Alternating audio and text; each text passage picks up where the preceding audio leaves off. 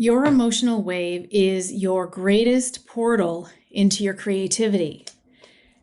And if you don't yet know how to use that to access the creativity in your business, then you're going to want to stick around for this episode. Welcome to Unjaded. This is your straight talk, shoot from the hip, wrapped in a little bit of love, human design for business podcast. We talk a lot here about clarifying your message so that you can bring in paying clients with ease. And ease is different from easy. Stick around to find out how we roll here. I'm your host, Vicki Dixon. I am a 2-4 emotional manifesting generator, light on the emotional, and I'm a quad right in human design. In real speak, I am an entrepreneur of 30 plus years. I've had every kind of business there is, and I always say that business is my love language. I can't wait to dive in with you here on the podcast. My name is Vicki Dixon, and I am an emotional authority in human design. And that was the most shocking piece of information for me when I came into the human design space. I was surrounded by people in my human design training who were in love with their emotional wave. They understood how to work with it. They saw it as a gift. They looked forward to the lows because they knew a high was coming. And I was sitting back going, are you freaking kidding me right now? Because I couldn't grasp how this could be a gift. I couldn't even really feel my emotions. So today we're going to walk through the different types of waves. We're going to walk through the subconscious versus the conscious wave. We're going to go through each and every one of the waves, and I'm going to share my experience of being in my wave over the past few days and coming out of it, because it's fresh for me right now. So I can walk you through what you might experience in your own wave. I promise you that understanding your wave, if you're emotionally defined, is going to be the biggest gift of your human design. Once you learn how to work with your emotional wave, and I'm going to invite you to be patient with yourself because it may take years. I know mine has. But once you learn to work with it, it's just so crazy, the creativity and the flow that can open up in your life. So first things first, what does emotional authority look like in your human design? If you have your emotional solar plexus colored in, that's considered defined. If your emotional solar plexus is colored in, you are automatically an emotional authority. And that's just over half of the population. So chances are, if you aren't an emotional authority, someone that you love is, because usually we marry each other or we spend time with each other a lot. I know that's the case in my family. If your emotional solar plexus is not colored in, if it's white, that means that it's undefined or open if there's no gate activations there. And what can happen is that you can feel like you're emotional, but those emotions aren't yours. With an undefined emotional solar plexus, you're actually here to be wise about emotions, not to necessarily feel all the feelings yourself. But what will happen is that you will amplify the feelings of those around you or the emotions of those around you who are emotionally defined. This has been huge in my relationship with my husband. If you were to meet us, you would assume that he is the emotional person because he feels things very, very deeply. He is an empath and he will amplify my emotions. He almost always feels my emotional wave before I know it's coming. It's usually at least 2 days before it comes, before it hits me, before I know it's hitting me, that he will be feeling it. And it makes him very, very uncomfortable. So there are tools. That's another episode. This one is for the emotionally defined person, but I should do one for tools for the emotionally undefined person as well. Okay, so that's what it looks like in your chart. If you don't have your human design chart, just pause this episode, head on over to my website. I'll link it in the show notes. It's vickidixon.com, and run your chart so that you can see if that center is colored in or not. And then you'll know what you're dealing with. If it is colored in, you will have a channel defined from your emotional solar plexus. And what that means is it's going to be a full line connecting your emotional solar plexus to another center, either your throat, your will center, your sacral center, or your root center. It's going to connect with a line between two numbers. And those two numbers, that line is going to indicate your wave. So there are 6 different emotional waves. The 59.6 is the source wave. And oftentimes this is the most steady of waves. Your emotions kind of go on an even keel. It could be even for years. And usually it's going to take someone else with the 59.6, because that's all about intimacy and bonding. It's going to take someone else to really throw you off kilter with that wave. And like I said, it's not going to happen very often. And then you're going to very quickly go back down to normal, whatever normal is for you. Then we have the 4037 and the 1949. These are tribal waves. These waves are based on needs. So whenever you're feeling like your needs are not being met, or the need of someone in your tribe isn't being met, that could be something that triggers a wave. I want to clarify this though, because this was a misunderstanding that I had with my wave. I feel like in the human design space, because we know that different waves are based on needs or passions or expectation, sometimes we think that we can avoid hitting a wave, or we can avoid going through an emotional wave by making sure all our needs are met. But if you have this tribal wave, you're actually supposed to be having waves in your design. Your emotions are meant to flow with your emotional authority. So these waves tend to be pretty fierce. Think rage, anger and rage is what's going to come out with these tribal waves. And then it's going to be over. As quickly as you erupt, you can go back to normal and things are kind of on an even keel. Not so with my wave. My wave is based on expectations. So there are two of those waves. They are collective waves. They are the 4130 and the 3536. Both of these waves are all about expectations. They're about having the experience. The 4130 is connected with the root center. So with this is my wave. And I often feel a pressure. It's a pressure for something to change, a pressure to experience or to feel something different. The 3536 is the Evel Knievel channel in human design. So you may feel this desire to have an experience, this desire to have an adventure, this desire to do something different. That's part of your wave. And what can happen with this wave is that there can be high highs and low lows. It ratchets. So you're going to go up and down, up and down, up and down. And there's nothing wrong with you if that's happening in your life. That is actually how you're designed. Then we have the individual wave. And the individual wave is based on passion. This is channel 3955 and 1222. And oftentimes people with these individual waves have a lot of melancholy in their design, and they've been conditioned to believe that that's wrong. With these channels, either the 1222 or the 3955, your melancholy is one of your greatest gifts. You have a certain moodiness about you, a depth of your emotion that can make other people uncomfortable, but that doesn't matter because it's not about them, it's about you. With these individual waves, you want to allow yourself to sink into the melancholy as it comes along because there's something there for you. Your mood with the 1222, your mood will set the tone for the room. You will influence others. They will feel your mood just by you being there. It's really important with these individual waves that you honor yourself by not doing things when you don't feel like doing them. If you're invited to a pool party and all of a sudden you find out that you're in your wave and you feel really melancholy, you're going to kind of taint the air in that gathering just because that's how your emotions are designed to. So it's really important that you understand that when you're not in the mood, you need to opt out. That's like full on permission for you to opt out of it. Okay, so what does it feel like to be in the wave? This is a question that I get a lot of times. And it took me probably almost 3 years of living my human design to really start to understand my wave. I know that a lot of people in the human design space will tell you that you can track your wave, and I've certainly done that with clients as well. If you're tracking your wave, I would love for it to be because you want to understand how it feels in your body.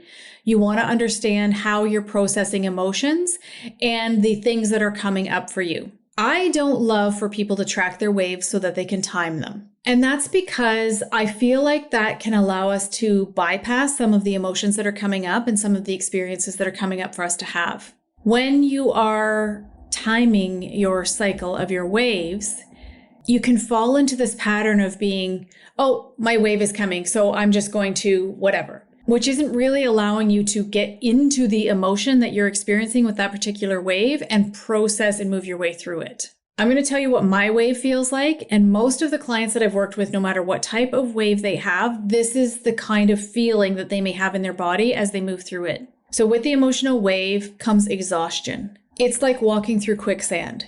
In my business, even though there are things that I should, and I'm putting that in air quotes, be doing, I feel like I'm walking through quicksand and I can't get the things done that I need to get done in my business. There's no joy in them. Like everything feels hard. I guess that's the way to put it. Everything feels hard.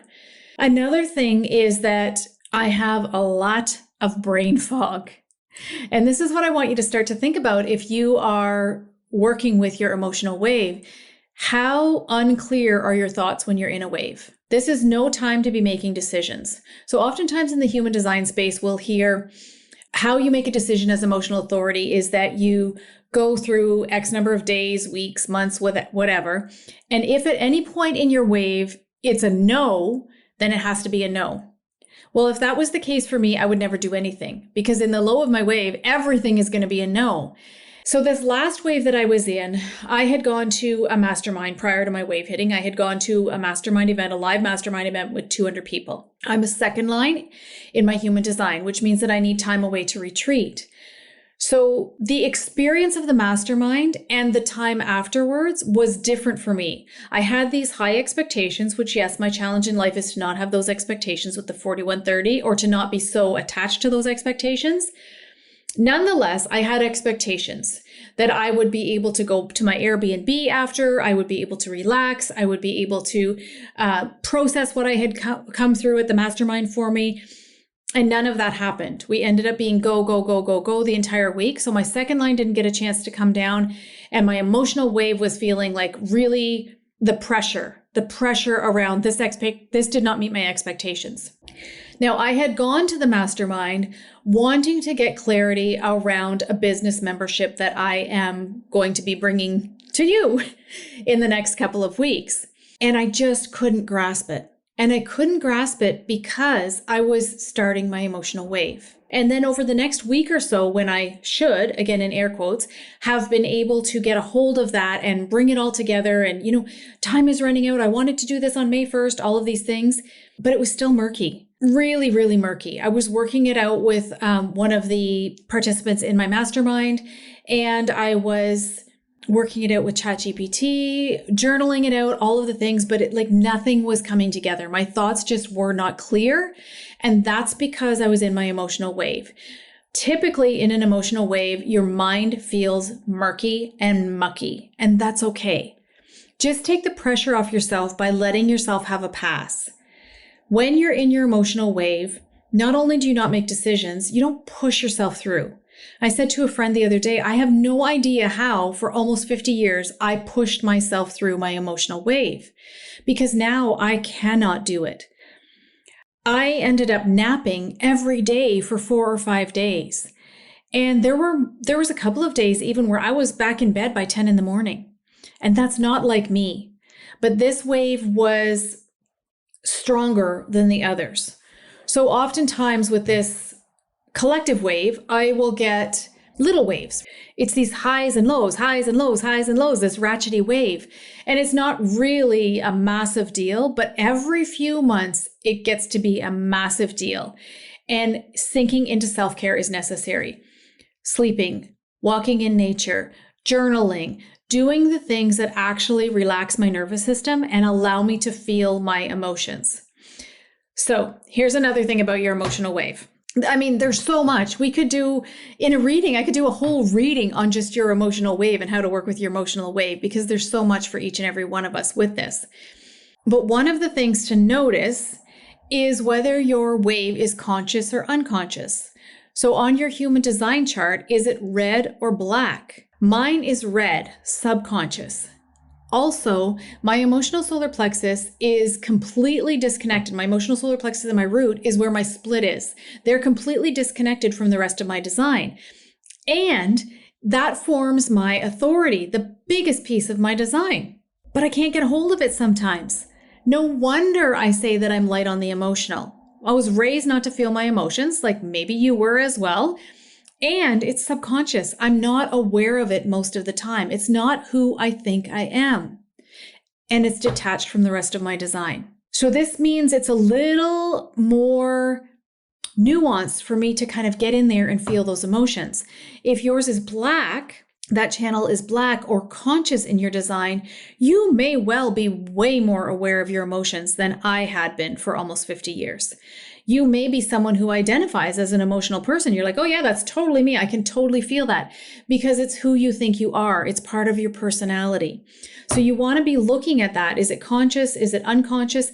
Not that it's going to change your wave at all, but it might change how you understand how you can best relate to it, how you understand, oh, okay, that's why I don't necessarily feel it because it's subconscious for me. Okay, so how do you work with your emotional wave in your business? Lean in here because this is really going to be juicy. When you are on the upswing of your wave, when you feel yourself just starting to come out of your wave, you will start to experience clarity. For me, it feels like the clouds are parting or the parting of the Red Sea. It's that drastic for me. It's like all of a sudden angels are singing, whoa, everything opens up and oh my gosh, I'm clear. I actually hear myself singing that song. I can see clearly now, the rain is gone. That's how it feels when you're coming out of your emotional wave. If you have sunk in to self-care when you've been in your wave, if you have processed the things that are coming through for you when you're in your wave, then you get to have this beautiful upswing. And that, my friend, is the portal into your most creative self. Right there, coming out of that wave, that's where you feel all of the things and you're so clear on your way to move forward. This membership that I was talking about that I probably I've spent about 2 years really formatting this membership and really feeling my way through it, which may seem ridiculous to you, but I have membership trauma, which might be a topic for another day. And I didn't want to get into something that I didn't want to get out of. I have the 4629 defined. I have to have an empowered yes, because when I commit to the right things, man alive, they are magical, but only when they are the right things. When I say yes to the wrong things, then I get stuck in them and I can't get a way out because I've said yes. But that's a topic for another day. This membership that had been percolating within me for so very long, and then there was so much angst around it for probably 2 or 3 months, really a lot of angst in the midst of my wave, until I was able to just let it go. Let go of the pressure, let go of the expectation, just let it go, be with it, be with the discomfort of the emotions, and then coming out on that upswing, it was such clarity around what needed to happen. And it wasn't anything that I had thought was going to happen. That's important to note. It wasn't anything that these people in my mastermind had told me should happen with my membership. It was something completely different that I never would have thought of had I not sat with my emotions around it. And that's the gift for you as well. No matter what type of a wave you have, when you are able to really sink into your wave and start to allow yourself to feel the feels, start to allow yourself to flow with your emotions as you move through your life, allow yourself to sink into it when you have a wave, and then watch for that upswing. And that's always going to be the biggest gift in your life and in your business. Now, if you would love to unpack this further, go ahead and send me a message on Instagram. I love to hear from you. I love to have conversations about human design and about business. And I promise I will reply and it will really be me, not someone pretending to be me, a VA or a robot. The other thing that I'm going to invite you to follow along with me for is this membership. At the time of this recording, I don't have all of the pieces in place yet, but as a manifesting generator, you know I move quickly and you know it will be ready for you probably by the time this airs. So take a look at the show notes if it calls to you. What this membership is going to be the place where you can come in and set up the bones of your business. Why?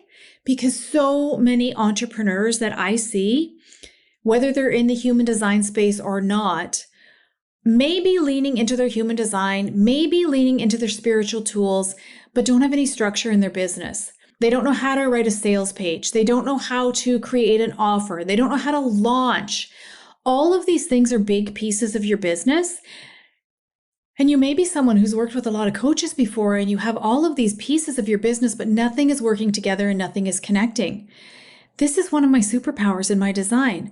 I just see what needs to happen. I've run a lot of businesses almost every kind of business that there is over the last 3 decades. And I know how to get the pieces in place with you. And it's really important to me to support you as you grow your business in a way that is sustainable for you, building a sustainable business with sustainable support. So keep an eye out for that. I'll be talking about it on Instagram. It'll be in the show notes here for you by the time that this episode goes live. And I would love to get to work with you inside. We're going to be working with human design and with business. So no matter how you're emotionally defined, you're going to understand how to use that to build your business in a sustainable way.